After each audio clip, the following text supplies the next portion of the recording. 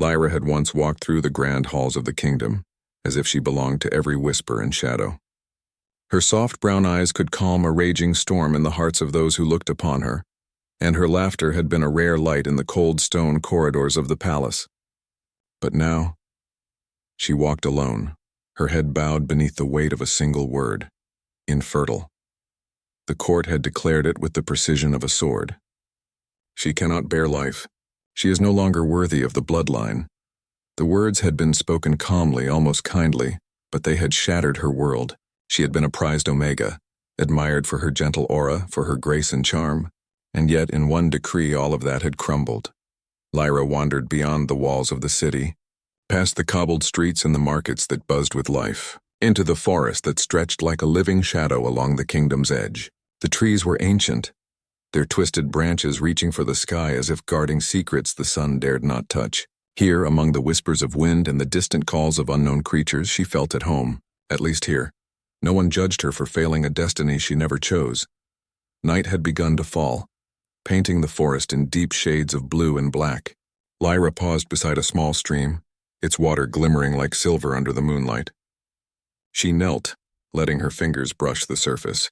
The cold bite of the water stung her skin, but it awakened something inside her, a spark, faint and fragile, but alive. "You shouldn't be here," a voice said, low and smooth, echoing through the trees. Lyra looked up, heart pounding. From the shadows stepped a figure tall and strong, his presence commanding even without a word. His hair was dark as midnight and his eyes glowed faintly, reflecting the moon like twin lanterns. I don't want trouble," Lyra whispered, rising to her feet.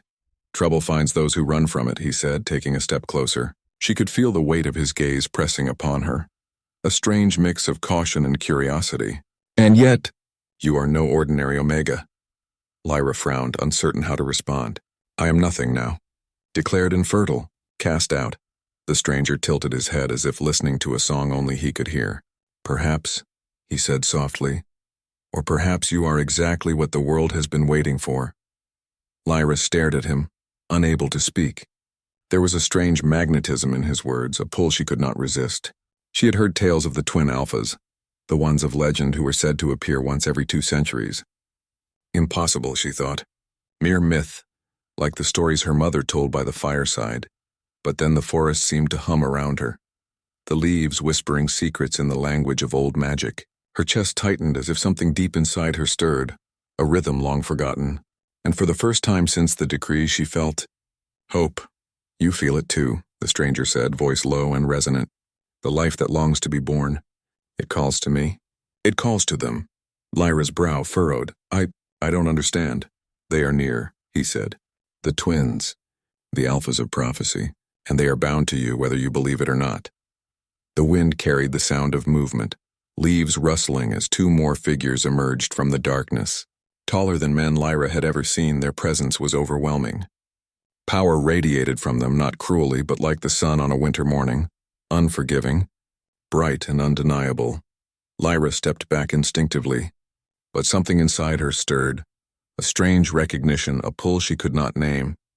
The twins regarded her in silence, their gazes intense, almost demanding. They were breathtaking, a perfect mirror of strength and raw energy.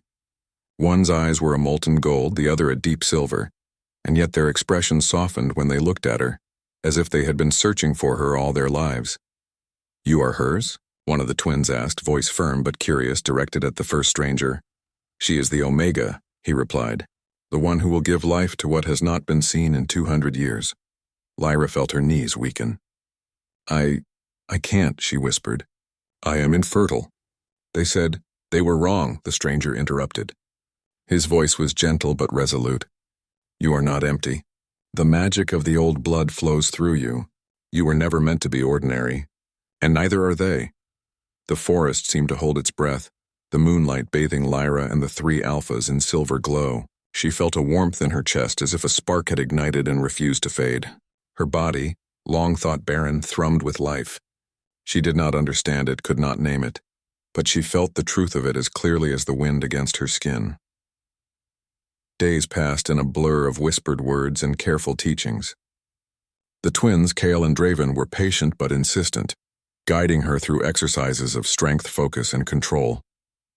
They taught her to listen to her body, to feel the pulse of the life growing within her. Each moment was electric, their hands brushing hers as they corrected posture, their eyes meeting hers with an intensity that made her pulse race. Lyra's heart battled between fear and desire, awe and terror. She had been rejected by the world she once knew, yet here she was, standing at the center of a prophecy she had never asked for, and in the quiet moments when the twins rested beside her, she felt a pull she could not deny, a longing for connection, for trust, for something beyond survival. One evening, beneath a sky painted in molten oranges and purples, Kale and Draven led her to a clearing. The air was heavy with magic, and the trees themselves seemed to lean closer, listening. "Close your eyes," Kyle instructed. Lyra obeyed, feeling the warmth of their presence surround her. "Breathe. Let the forest guide you." As she inhaled, she felt a rhythm, soft at first, then stronger. It was not her own heartbeat, yet it echoed within her chest. And then she saw it, a vision, vivid and real, as if she were awake and dreaming all at once.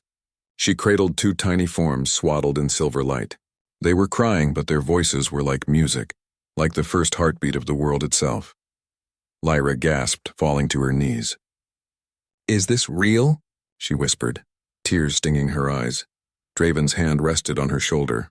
"It is possible," he said quietly. "But the world will not welcome them. They are twins, Alphas.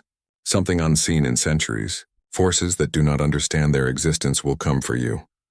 Fear surged, yet Lyra felt a fierce determination ignite alongside it. She could not, would not allow the prophecy to fail. Not if it meant these children, these miracles, could be lost.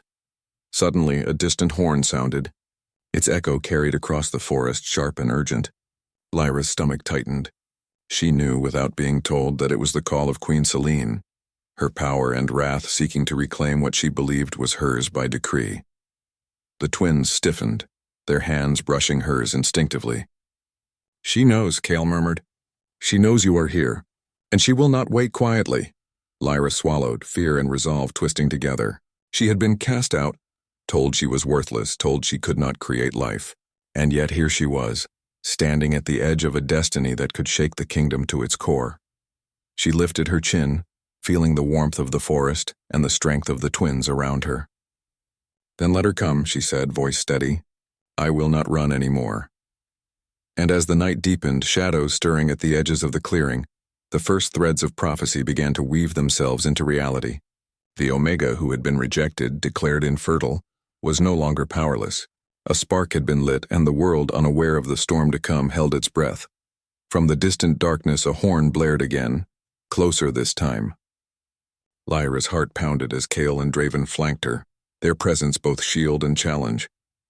The night seemed to tighten around them, the wind whispering of battles yet to come, of destinies yet to be fulfilled, and in that moment, Lyra knew with a certainty that frightened her as much as it empowered her. Life was growing inside her against all odds. The first twin alphas in 200 years would be born, and nothing, not even the Queen, could stop the magic that had begun. Cliffhanger. The forest trembled with a distant roar of approaching forces. Lyra's hands trembled as she touched her stomach. Somewhere beyond the trees, Queen Selene's army was coming. The prophecy had begun, and the true danger was only just awakening. The forest was alive with tension. Every rustle of leaves, every shadow stretching beneath the moonlight, seemed charged with the promise of coming battle. Lyra stood in the clearing, flanked by Kale and Draven, her hands instinctively resting over her stomach. The life growing inside her pulsed with warmth and promise, a miracle she could no longer deny. From the distance, the faintest sound of armor echoed through the trees. Queen Selene's forces were near. The air trembled with the hum of magic, as if the forest itself was bracing for the confrontation. Lyra's heart raced, but she did not falter. She had been cast aside, told she could not give life. And yet here she was, standing at the center of destiny, surrounded by power she had never fully understood. Kale's hand brushed hers, steadying her. "They will not harm you," he said softly, his golden eyes locked on hers. "We will not allow it." Draven stepped slightly forward, silver eyes scanning the forest. "They will try," he said, voice low, "but we are stronger together." And so is she. Lyra swallowed, feeling a fierce resolve grow inside her. The twins had awakened something within her, confidence, courage, and an unshakable belief that she could face whatever was coming. For the first time in her life, she was not afraid of her own power. The army emerged from the tree line like a tide of steel and shadow. Soldiers in black armor, their faces hidden beneath visored helmets, advanced carefully, aware that they were not merely walking into a forest, they were stepping into a living trap. Queen Selene herself rode at the front, her cloak of midnight blue swirling around her as if it had a life of its own. Her piercing gaze found Lyra immediately, and her lips curved into a cold, calculating smile. "So, the infertile Omega hides among the trees," Selene called out, her voice echoing like a whip through the clearing. "Do you truly believe you can defy destiny? That the kingdom will allow such an abomination to survive?" Lyra lifted her chin. The fear she had felt for so long, the shame, the doubt was gone. "I am no abomination," she said clearly, "and destiny is mine to claim, not yours."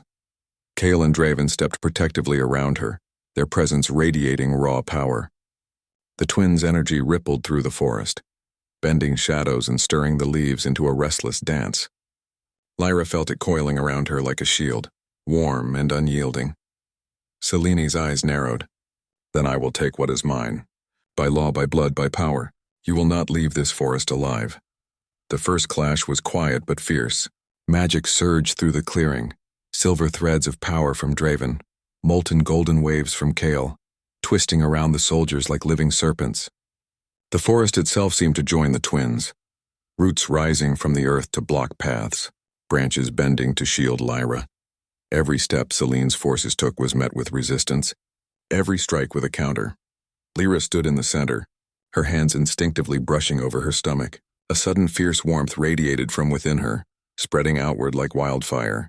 The life inside her was alive with magic, reacting to the danger, and Lyra felt a bond she had never known before. She was not powerless. She was the source, the center of this new energy, the heartbeat of the prophecy. She lifted her arms and the forest responded. The wind whipped around the clearing, lifting leaves and twigs into a swirling tempest. Soldiers stumbled and horses neighed, startled by the sudden surge of supernatural force. Selene's eyes widened in shock. What is this?" she whispered. Kale and Draven exchanged a glance, pride and awe in their eyes. "She is more than she knows," Kale said. "The Omega awakens the power of life itself." Hours passed in a blur of magic and movement. Lyra had never felt exhaustion like this, yet she did not falter. Every heartbeat reminded her of the tiny lives growing within her, the twins that were more than legend, more than prophecy. She whispered to them as if they could hear her, "Come, fight, survive." And then the moment came. Lyra felt the first pangs of labor. They were sudden, sharp, but not terrifying. They carried with them a sense of destiny, of time itself bending toward this moment. The twins flanked her instinctively, their hands glowing with protective light. "You are ready," Draven said softly. "The forest, the magic, the prophecy, they are all here to guide you." Lyra closed her eyes and breathed deeply. The forest seemed to hum, the ancient trees bowing in reverence, the wind carrying whispers of blessing. She felt a surge of power unlike anything she had known, the strength of an Omega, yes, but amplified by the twins' presence, by the life within her, by the magic of the old world. And then, with a cry that echoed like the first note of creation, the first twin was born. A tiny bundle, glowing faintly with golden light, cried out, and the sound resonated through the clearing like a heartbeat. Lyra held him close, feeling the warmth and the life, feeling the magic that thrummed in every inch of his tiny body. Kale took the second twin as he emerged moments later, silver light shimmering around him, and placed him gently in Lyra's arms. The two infants blinked up at her, their eyes glowing with the promise of power, of destiny, of a world yet to be shaped. Lyra wept, tears of relief, joy and awe mingling on her cheeks. "They are here," she whispered. "They are real." "They are more than real," Draven said, voice low with reverence. "They are the future." Selene's army had faltered, overwhelmed by the display of power and the unshakable determination of the Omega and the twins. But Selene herself remained, riding forward with cold fury in her eyes. "This is not over," she hissed. "The kingdom will not accept these children. They will never survive." Lyra lifted her gaze, holding the twins close. "Then let the kingdom come," she said. "They will learn that life cannot be denied and that love cannot be crushed." The forest seemed to pulse around her, protective, alive. Magic rippled from the twins, growing stronger with each heartbeat. The soldiers faltered further, unsure how to move forward against the unstoppable force of life itself. Even the air felt alive, thick with power and destiny. But then, from the shadows beyond the clearing, came a new presence. A figure taller, older, and darker than any Lyra had ever seen emerged. His eyes glowing with a light that matched neither gold nor silver, but something older, something ancient. "You have done well to bring them into the world," the figure said, voice low and commanding, reverberating through the forest. "But the world will never allow twins like these to exist, and I will see them undone." Lyra stiffened, clutching the infants to her chest. Kale and Draven moved instinctively to stand between her and the figure, their power flaring, golden and silver light intertwining.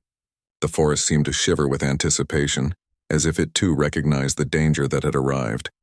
"Who are you?" Kale demanded, voice steady, though tension laced every word. The figure's lips curved into a shadow of a smile. "I am what comes when legends are born. I am the reckoning that follows prophecy, and I will not let the future be written without my hand." Lyra felt a shiver run down her spine, but she did not falter. She had survived rejection, abandonment, and disbelief. She had given life against impossible odds, and now she would protect her children with everything she had. The twins stirred in her arms, sensing the danger, their tiny bodies glowing brighter. Magic surged through Lyra, coiling around her like a living shield. She was not alone. She was never alone, and as the forest held its breath, Lyra raised her head and faced the shadowed figure, her voice steady, full of quiet fury and unyielding strength. "They are mine, and I will not let you take them." The figure laughed, a low, chilling sound. "So be it. Then the true test begins." The wind howled, the trees shivered, and the night itself seemed to tremble. A new chapter of prophecy had begun, one that would shake the kingdom, the forest, and the very fabric of magic itself. The twin alphas, the first in 200 years, were born, and the world would never be the same again. Cliffhanger ending. A storm of magic and power raged across the forest, the shadowed figure stepping closer, his intentions unknown. Lyra held the twins close, heart pounding, knowing that the first battle for their survival had only just begun. The prophecy was alive, and the reckoning had arrived.